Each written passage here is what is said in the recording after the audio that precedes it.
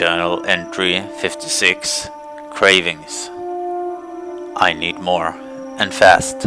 My hands cannot seem to stop shaking, and it is only getting worse. But I need to start from the beginning, maybe just to keep my mind focused. Thinking is getting harder and harder, my thoughts drifting away too often, like now.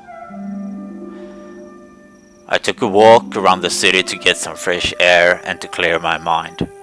While buying a fruit in Wulopin, I suddenly heard a familiar voice behind me, and there she was, the necromancer from the chapter. She wore the skull of some animal as a mask. Clearly, her sense of fashion during her leave shows what kind of person she is. But she took it off and started a conversation, and soon we were joined by Mist. No, not the tactician, but the woman, Miramel. We exchanged pleasantries for a while. They told me that Calder struggles in his new role as a knight. I wonder if the rest of the chapter command sees it that way. Probably not.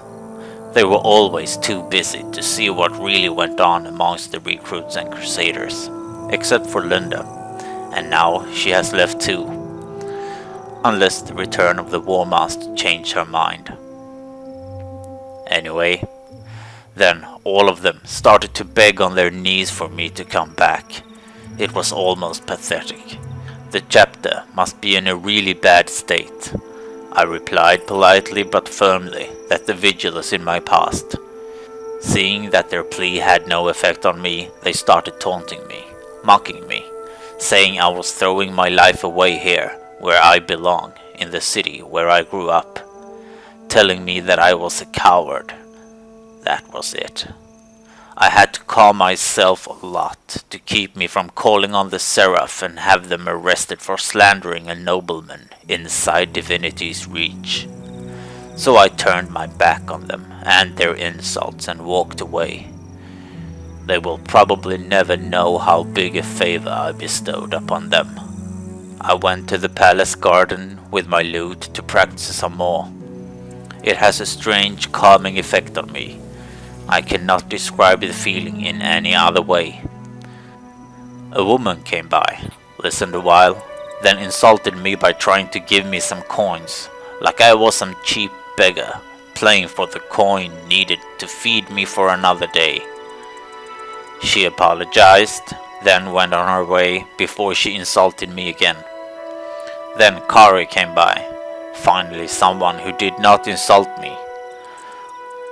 We talked a while, then I accompanied her to the Temple of the Six to offer my prayers to Lissa and some coins to bring her luck in sealing an important deal with a client in Lion's Arch. I hope Lissa heard my prayer and granted it. In the evenings, the thoughts came. Thoughts of my failure in the chapter. Thoughts of my failure to find and kill the One. Thoughts of my failure to protect Fredrickson, who paid the ultimate price for my ignorance. I quickly searched my packing until I found the leaves I was looking for. I took all of them and made me my tea. Still the effect defaulted, only the guilt remained. I did not see him before me, nor did I see my mother like I used to. Instead, I felt as if I was alone in the whole world and everyone was dead because of me. The guilt brought me to my hands and knees. The last thing I remember was the voice of Mist in the Wind saying, "You are worthless. No one likes you, and you are better off killing yourself."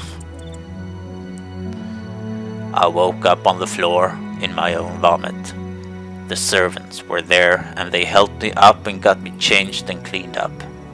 I came up with a story about a feast at some bar or something. I do not know if they believe me. I do not care if they did or not, just as long as they keep quiet about it. I do not know how much coffee I drank that morning. Still I could not seem to gather the thoughts in my head. Still I could not stop my hands from shaking. Still I could not escape the guilt. I knew what I needed.